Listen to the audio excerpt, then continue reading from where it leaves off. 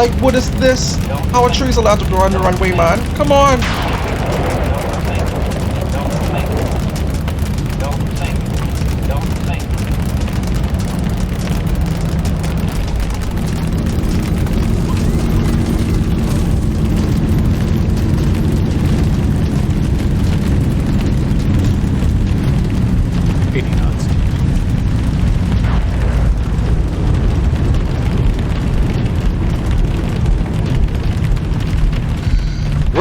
Now I can breathe again. I never used to feel this type of adrenaline when I used to use FSX or P3D. You guys need to convert over. Seriously. Hey. Welcome to Key West, everyone.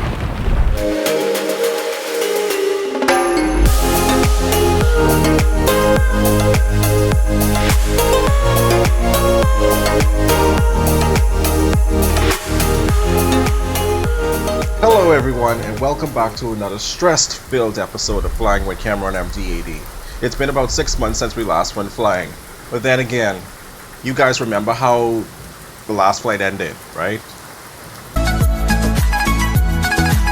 Yeah, so long story short, I was recovering in the hospital, I was suing some people, and I got hired by Southwest overnight. I mean, my track record is amazing, so why wouldn't they hire me? Today was actually my first day on the job. I just came from Tampa and now I'm getting ready to do a charter flight down to Exuma. My only gripe about this flight is that there's going to be thunderstorms during the entire length of the trip and I'm going to be landing at night, which is not fun to do in X-Plane. And like I told you guys earlier this week, this video is going to be a Q&A, so I'm going to be answering most of the questions during the cruise, but I'll probably answer 2 short questions during the taxi for takeoff. And right before this flight, I actually installed the new scenery for Exuma that just came out about a week ago. So after we land and shut down and all that good stuff, we'll have a look at that too. And as you can see, today's mission is going to be done on the 700. This is actually the ultimate 737-700 and it was just released less than a week ago. It just moved into public beta, but there's some glaring issues with the plane already. It's using the visual model of a 700, but it's using the flight model of an 800. So if you look down here, those white streaks actually represent the contact point for the main gear of the flight model. So if you see me doing wide turns throughout the course of this mission, it's because I have to handle the plane as if it's an 800. I wonder if this scenery has any Easter eggs. Well, I see some foolishness approaching. Yeah, the truck, like I don't even know about, like I don't even know how to entertain this, man. The truck, all 2 of them in the wrong at this point because somebody parked where they're not supposed to be and somebody just did a hit and run. All these guys over here are smart as hell for not flying today. There's yellows and reds all around this airport, and quite frankly, I'm even scared to fly in the green. Sometimes these buildings look like cardboard boxes, you know. Wait, what? Sir, what?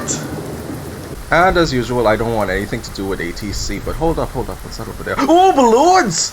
Why does it seem like they're so close to the ground? Are you guys waving or asking for help? Because either way, that ain't none of my business. And I might as well answer a question while we're getting ready to go. In reference to an A380 actually fitting in Nassau, I believe that it can, because in the past, a Boeing 747-8 BBJ actually came here before, and from what I know, the 747-8 has a wider footprint than the A380. However, the A380 is about 100 tons heavier, so I can only imagine if anything was holding them back from coming here, it would have to be more or less a weight restriction type of thing. And more X-Plane videos, for sure, they're gonna come. I just need to be more impulsive actually. I just need to get to the point where I can just hop into Sim, start recording, take off, break a flap on takeoff actually, and just watch myself crash and burn as a result. That didn't happen, by the way. Y'all worrying about the wrong things! And we're closed up and ready to go. Sir, don't hit this blessed plane. I can't afford to pay back Southwest for this.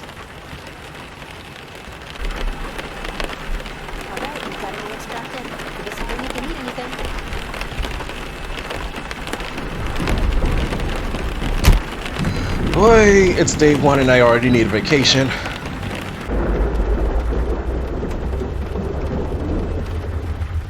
I need to invest in some good headphones because I can only imagine how good this sounds with the right pair.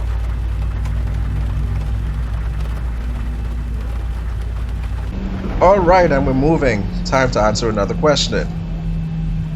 Favorite aircraft?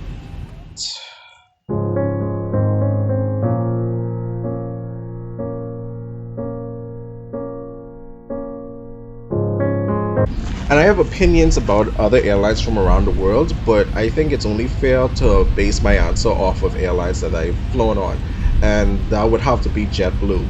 And my decision is based more on the trip that I had to JFK, because the service was great, the flight attendants were easy to talk to, and at one point I even got into a conversation with 2 of them. Plus, I'm not hard to please. If you give me snacks for the entire flight, you basically won me over. And to a follow-up question revolving trip reports, yeah, they're gonna happen in the future. It's just that I don't travel as often as you might think. Granted, I get to travel every other month for work, but flying on Pineapple Air for 15 minutes almost feels like flying on a bus. Plus, the only gear that I really carry whenever I'm doing those short hops is my phone and my GoPro Hero 6, so there isn't a lot I can do. But if you guys want to see me do trip reports on smaller Bahamian airlines, I'll try to carry all the rest of the gear, trying to make it happen. Okay, the cabin is secured. Have a good flight. Miss, I think you should be more concerned than me right about now.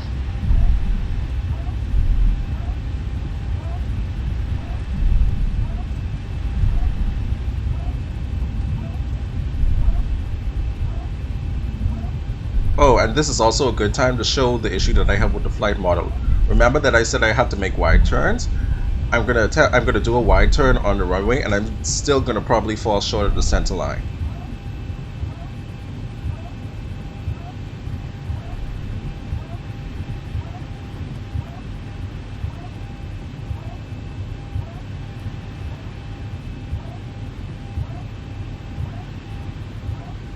Yep, exactly as I expected.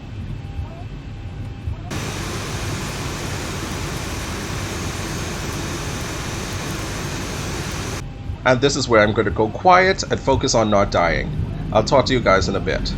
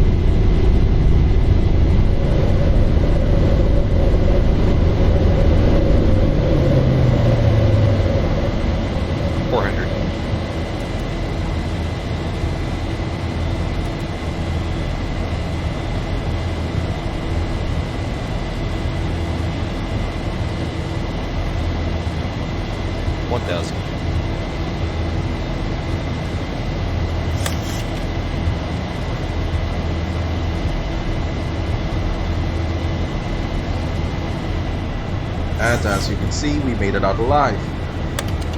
The flight should be about an hour, and once we get over the clouds, we should be good for the rest of the Q&A.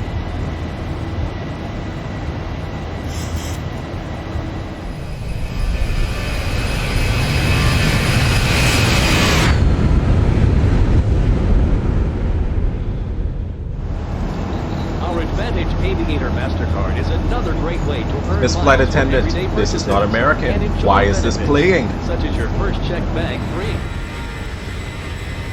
Alright, next question is in relation to private jet information and ATC audio. There are 2 public plane tracking websites. There's FlightAware and there's Flight Radar 24. I usually search flights by aircraft registration. Now, it's fair to say that you can't really track private jets half of the time, but when you can, they usually pop up like regular airline flights. And I tend to use both websites simultaneously because sometimes there's information on one that might not be on the other. In reference to ATC audio, that depends on the place. If I'm in the States, I also use another publicly accessible website called liveatc.net. Locally, the audio comes from other plane spotters who are either pilots or air traffic controllers. Sometimes they park in my general vicinity while I'm plane spotting, and I just so happen to be able to overhear their scanners.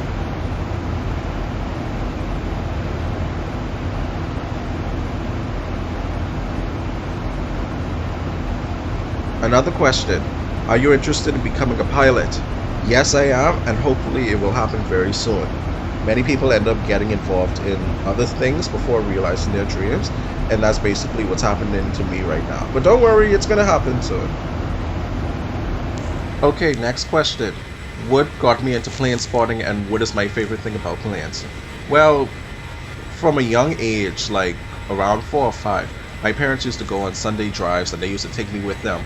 And one of the stops was always by the airport for about an hour to watch planes. And when I was young, that was during the age when heavies were dominating the airport, like TriStars, DC-10s, and A300s. So it's needless to say that back in the day, they had a huge effect on me.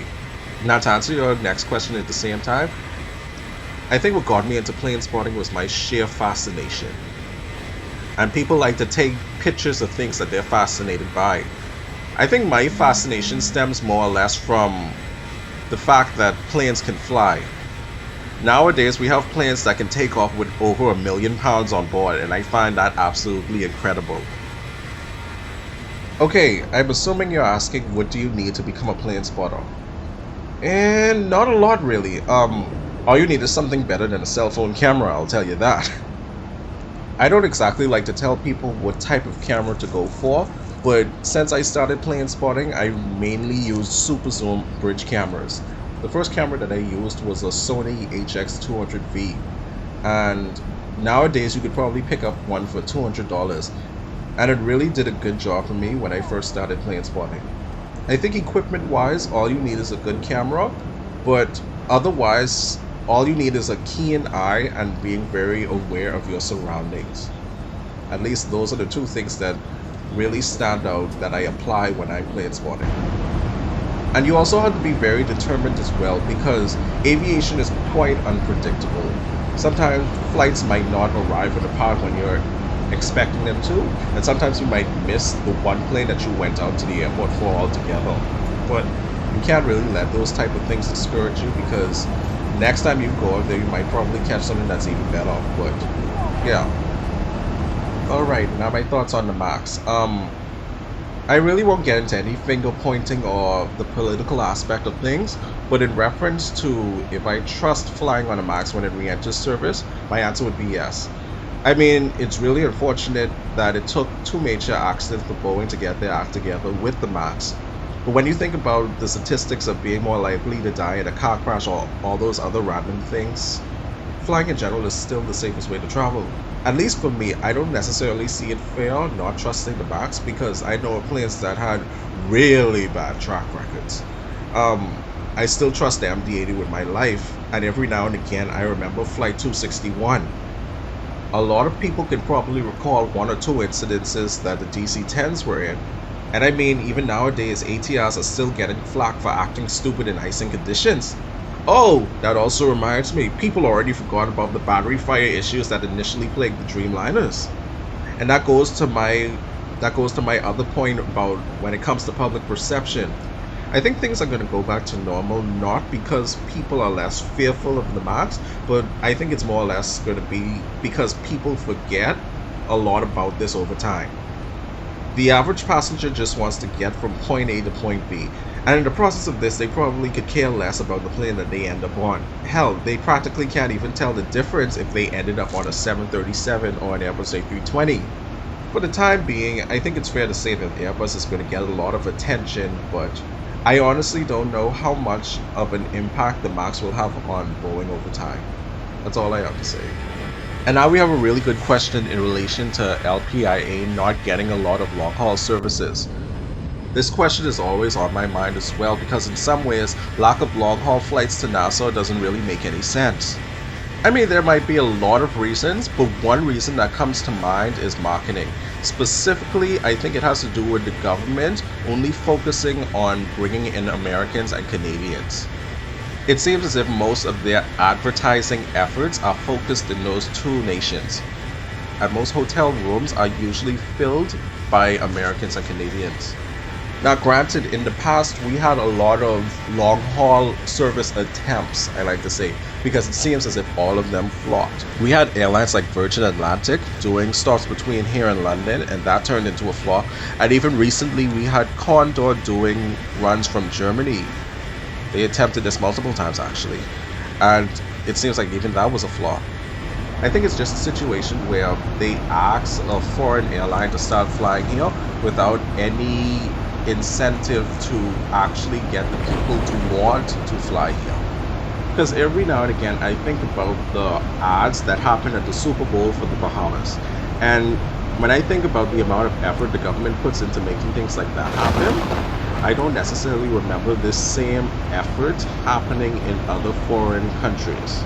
So at least for me, I think marketing is the main issue as to why there's not a lot of success when it comes to other airlines trying to do long haul runs here.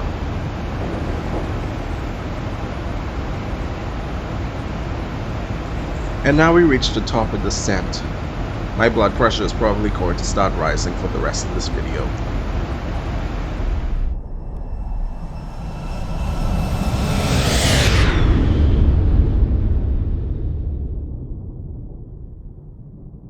Okay, from what I'm seeing right now, the area of Exuma is looking a bit concerned. Wait. No, all of that. Let me just fix that real quick. Okay, that's way better. I don't know who told you I was an ass, but X-Plane was setting me up a point like suicide.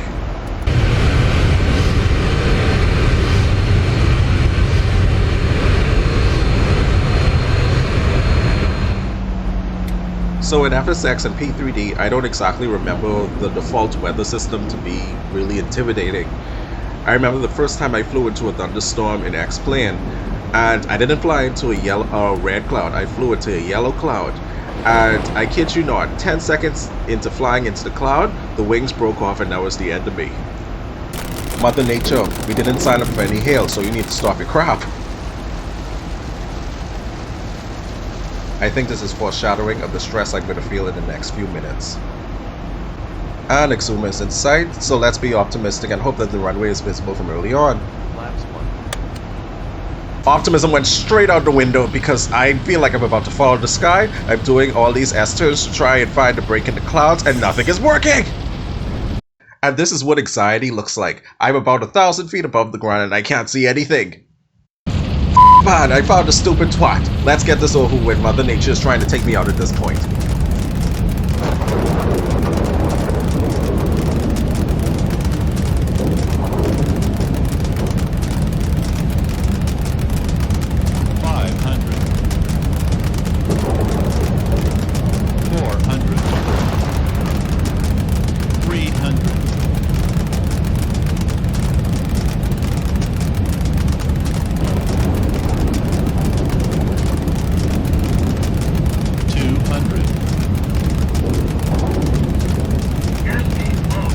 You lies too much.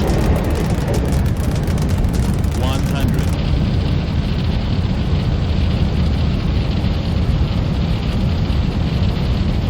50. 40. 30. 20. 10. Small things. I know that was late. We can still pull this off though.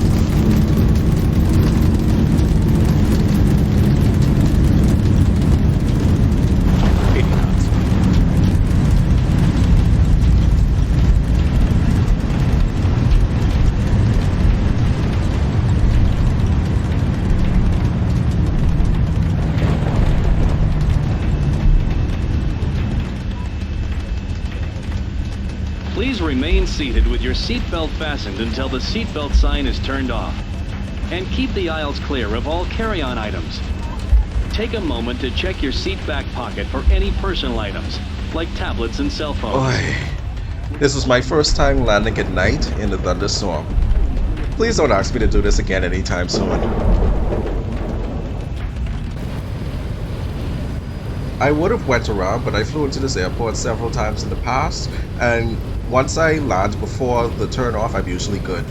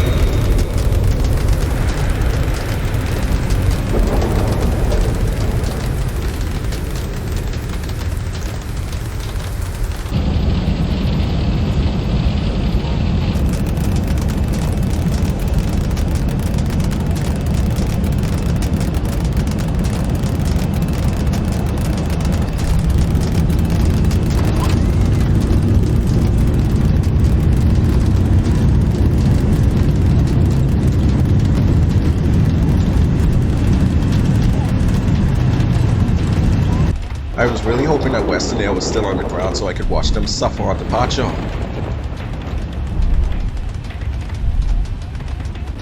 Nope, this isn't the scenery I paid for. I probably did something wrong.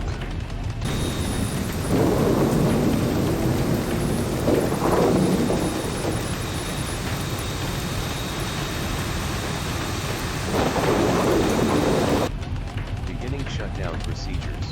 Well everyone, you don't have to go home, but you can stay on board, I tell you that now. I hope you brought your umbrellas. And it feels great to be underground again. Now let me see what foolishness I did to this scenery. I'm probably in the wrong, but I'm still gonna sue somebody. Now this is the scenery we were supposed to end up in. But to be fair, we landed at night, and I did say we wasn't really going to enjoy it anyway. And this scenery was actually released about a week ago. It's by Runway 26 Simulations, and it only costs about $12. I'll probably do another video or two from here, but if you have any suggestions, let me know in the comments below. All in all, this flight was stupid!